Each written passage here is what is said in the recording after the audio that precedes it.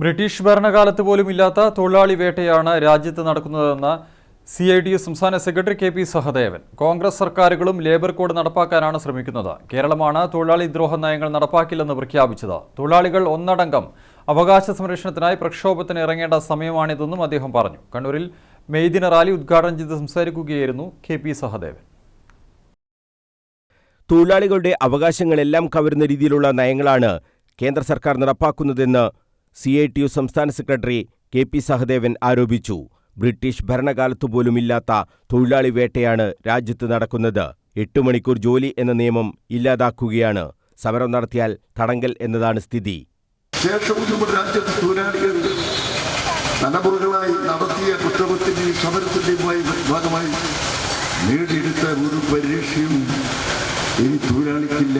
അതിനുവേണ്ടി സമരം നടത്തിയാൽ അവരെ അറസ്റ്റ് ചെയ്യുന്നു, അവരുടെ കുട്ടികളെ അറസ്റ്റ് ചെയ്യുന്നു, വീട്ടുതടങ്കലാക്കുമോ? അതാണ് നമ്മുടെ രാജ്യത്ത് കാണുന്നത്. കോൺഗ്രസ് ഭരിക്കുന്ന സംസ്ഥാനങ്ങളിൽ പോലും ലേബർ കോഡ് നടപ്പാക്കുന്നുണ്ട്. കേരളത്തിൽ ഇത്തരം നയം നടപ്പാക്കില്ലെന്ന് സർക്കാർ പ്രഖ്യാപിച്ചിട്ടുണ്ട്. കേന്ദ്ര നയം നടപ്പാക്കാതിരിക്കുമ്പോൾ ഉള്ള പ്രശ്നങ്ങൾ നിലനിൽക്കെ തന്നെയാണ് തൊഴിൽ മന്ത്രി ലേബർ കോഡ് നടപ്പാക്കില്ലെന്ന് കേരളത്തിൽ പ്രഖ്യാപിച്ചിട്ടുള്ളത്. കോൺഗ്രസും BJP ഭരിക്കുന്ന സംസ്ഥാനങ്ങളെ നടപ്പാക്കി യാതൊരു വിശദമായ കാര്യങ്ങളിലേക്കൊന്നും ഇവിടെ കിടക്കുന്നില്ല. കേരളത്തിൽ നടപ്പാക്കാൻ സാധിക്കില്ല എന്ന നിലപാട് സ്റ്റേറ്റ് ഗവൺമെന്റ് തീരുമാനിച്ചു. രാജ്യത്ത് ഇന്ന് കാണുന്ന സാമൂഹ്യമാറ്റത്തിന്റെ പ്രധാന കാരണം തൊഴിലാളികൾ പോരാടി നേടിയ അവകാശങ്ങൾ കൊണ്ടുകൂടിയാണ്. ഒരു നൂറ്റാണ്ട് മുമ്പ് നേടിയ അവകാശത്തിനു വേണ്ടി വീണ്ടും പ്രക്ഷോഭത്തിന് ഇറങ്ങേണ്ടി വരുന്ന സ്ഥിതിയാണിപ്പോൾ. കടമ വലുതാണ് എന്ന് അറിഞ്ഞുകൊണ്ടുതന്നെ തൊഴിലാളികളെല്ലാം കേന്ദ്ര സർക്കാരിന്റെ ദ്രോഹ നടപടികൾക്കെതിരെ രംഗത്തിറങ്ങണമെന്നും കെ.പി. സഹദേവൻ ആവശ്യപ്പെട്ടു.